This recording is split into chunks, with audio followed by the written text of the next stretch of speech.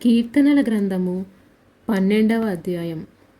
యెహోవా నన్ను రక్షింపుము, భక్తిగలవారు లేకపోయిరి, విశ్వాసులు నరులలో నుండకుండా గతించిపోయిరి. అందరూ ఒకరితోనొకరు అబద్ధములాడుదురు, మోసకరమైన మనసు గలవారై ఇచ్చకములాడు పెదవులతో పలుకుదురు. యెహోవా ఇచ్చకములాడు పెదవులన్నిటినీ, బింకములాడు నాలుకలన్నిటినీ కోసివేయును.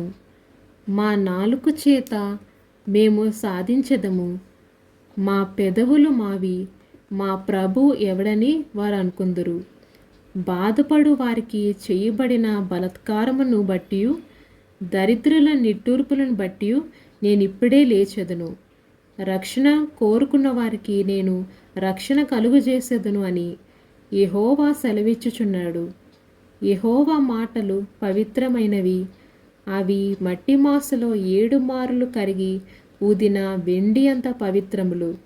యెహోవా, నీవు దరిద్రులను కాపాడెదవు, ఈ తరము వారి చేతిలో నుండి వారిని నిత్యము రక్షించెదవు.